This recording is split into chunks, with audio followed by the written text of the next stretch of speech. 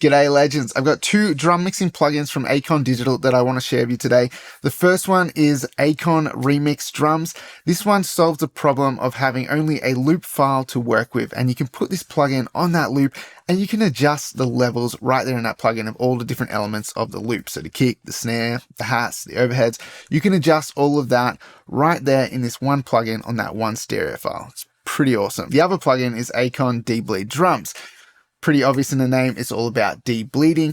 Now I know there's a couple of different debleeders out there on the market already, so you're probably wondering what makes this one unique, and I will show you because this one actually blew my mind a little bit when I was demoing it out before making this video. So stick around, check them out, see what you think, and if you like the look of either of these plugins, you can do a free demo. Just hit that link in the description below, head over to Acon Digital's site and give it a try. So let's check out Acon Remix Drums first. Okay, so I've got this little beat here that I created and it's just got a drum loop in it.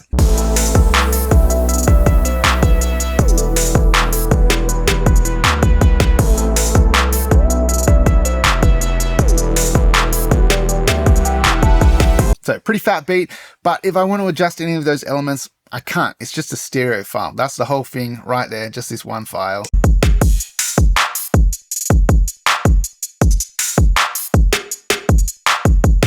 So let's load up Acon Remix Drums on this drum loop. This is what our plugin looks like.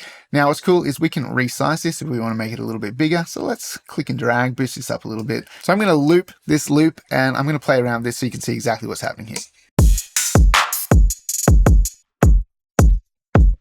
Clean kick sound. Got that backbeat. That's great. Hat solid out.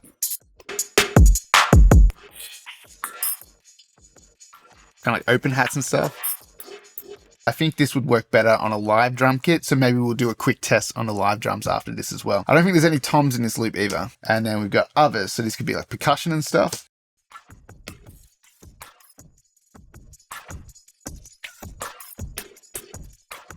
Again, I don't think there's anything extra in this drum loop to really grab hold of that there, but I think if you had a shaker or a tambourine built into the loop, you'd probably be able to pull it out. The sensitivity knob down the bottom is what sort of isolates the sound. So if we bring this over to our right, we're going to let a bit more spill in. Hear a bit more cymbals and noise in there.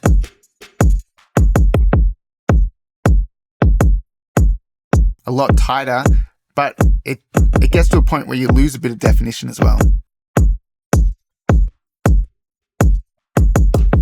Down the middle is generally pretty good with this, but if you feel you need to tweak it a little bit, that's how you do it with the sensitivity knob. So let's turn everything down and let's remix these drums against the track.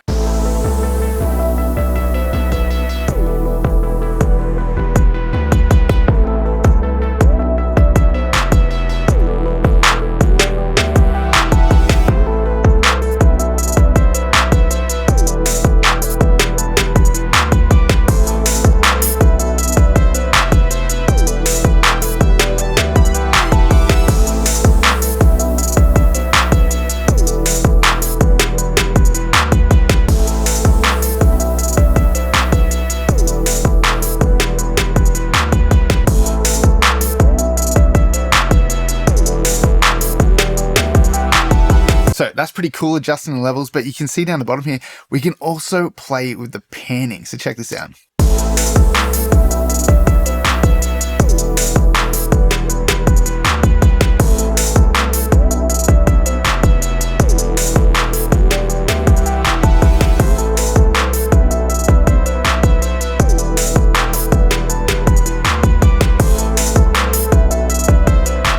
That's pretty cool, right? So now you're taking it from just being levels to actually being a bit more creative. You can pan it around. You could even get in there and automate these parameters and create some cool moving effects, all from within that stereo loop. Okay, so now what I'm going to do is put our loop into latch mode. And now I'm going to ride the snare fader in Remix Drums and create a little bit of a different rhythm within our beat here.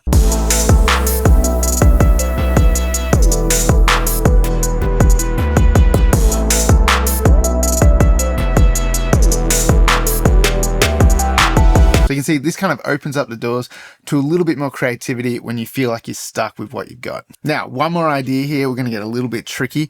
We're going to duplicate this channel. So I'm going to hold down Option and drag down. This is what you do in Logic to duplicate a track as well as copy the audio file over at the same time.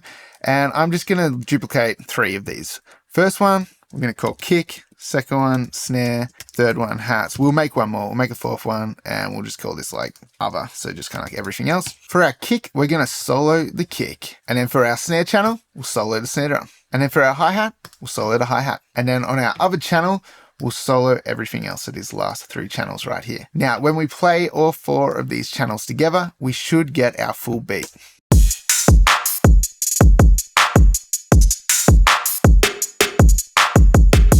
All right, pretty cool. So let's solo these out.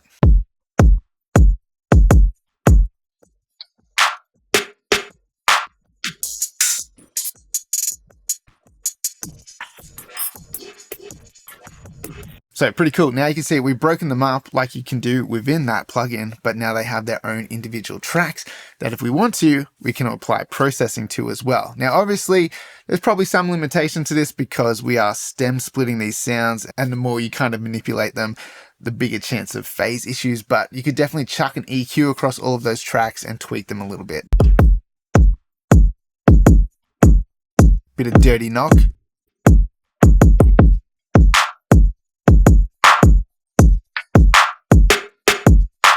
Bit of like mid-range grit to the snare. A little bit extra highs to the hats.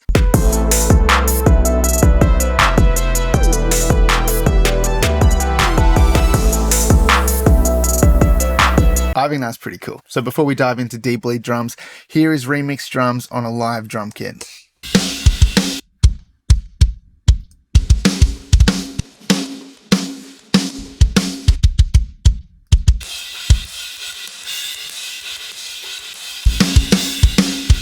Find some toms. Pretty cool. So let's mix some drums here.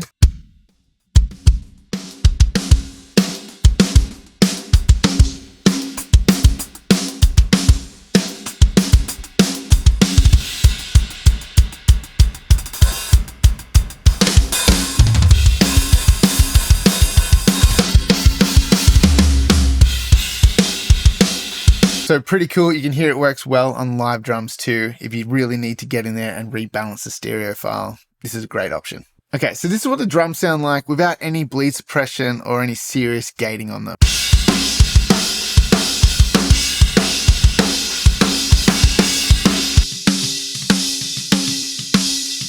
You can hear that snare bleed. It's pretty gross. Now, these are already kind of mixed and processed, and that's where a lot of this issue happens when you get that cymbal bleed and spill. When drums are more on the raw side, cymbal bleed isn't quite as bad. It's when you start compressing, adding high frequency EQ, it really starts to bring out the nastiness in the cymbals. So let's just get to debleeding these drums. Let's start with our snare drum. Now, make sure you select your drum type within debleed. So here we go, we're on snare drum now. Set the threshold, picking up those snare transients. How much we're gating it.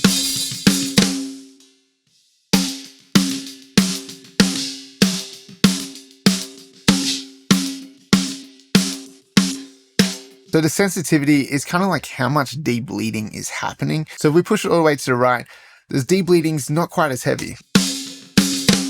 You can hear it letting a bit more spill through. Tightens up the amount of spill that's coming through. So you want to play with that to find what sounds good to you. I actually think what's cool about this is it sounds kind of natural when you don't go too heavy on it.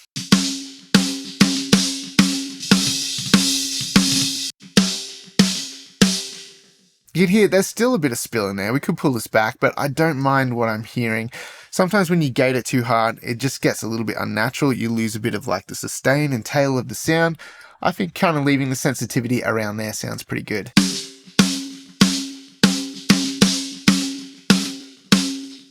Now let's try this out on our kick, and I will point out that you can resize this window too. You can make it nice and big if you want.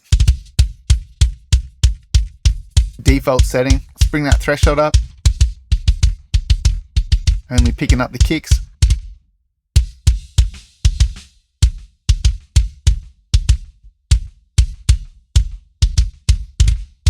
That sounds great.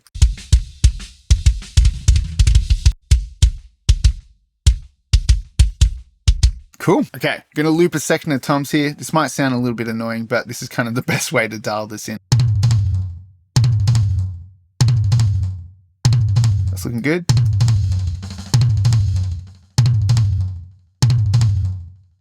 Around 30 is like a sweet spot. Let's grab this fill over here. There's probably more spill after the hit.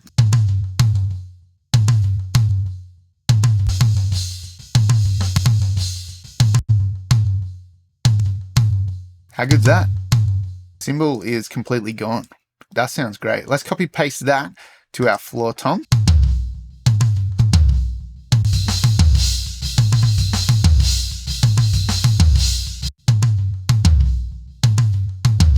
Awesome. That sounds so good on toms. This is where things are going to get a little interesting. So this is what kind of like tripped me out, because I saw that there's one in here for cymbals. I was like, what? DeBleed cymbals? I've loaded this up on our overheads. We're going to come over to cymbals. All right, check this out. This is trippy, guys.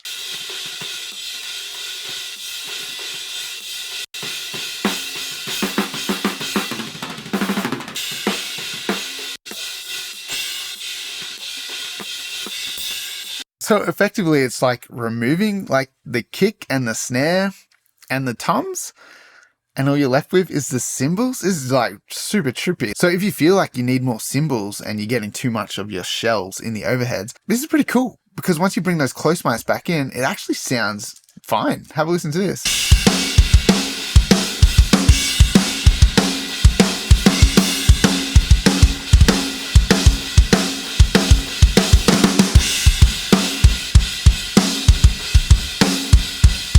There must be quite a bit going on in the background of that process right there. One more, there was also hi-hats. So again, let's check this out on the hi-hat.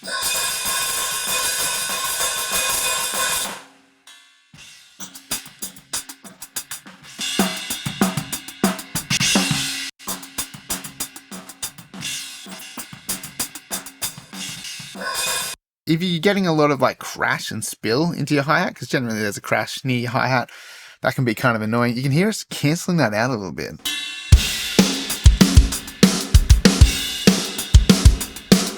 Pay attention to that crash.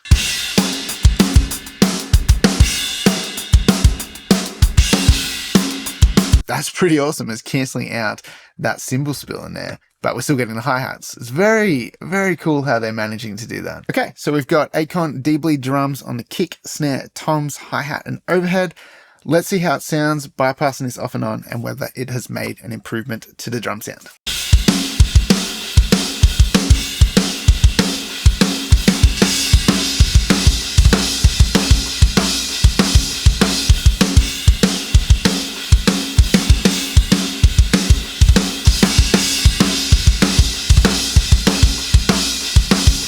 So as you can see, Acon DeBleed drums works really well, does what it says it's going to do. It debleeds the drums, sounds pretty natural, and it also has a couple of sneaky little tricks up its sleeve as well. If you want to check out Acon Remix Drums or DeBleed Drums, check out that link in the description below. They do have a free demo, so it can't hurt to go and test it out for yourself. And if you like it, make sure you grab a copy of it. If you guys enjoyed this video, hit that like button and subscribe to the channel. And don't forget, if you want to support this channel, you can pick up some awesome merch. I've got the Spinlight Studio merch store live now. You can go and grab yourself t-shirts, sweaters, jumpers, grab yourself a coffee mug. There's a bunch of cool stuff over there. It helps support this channel. But also you can pick up some drum samples and mixing courses over on my website too. So all of those links are in the description below. If you guys want to keep hanging out, check out this next video coming up. We're going to take a Paramore style rock song and we're going to mix it from start to finish.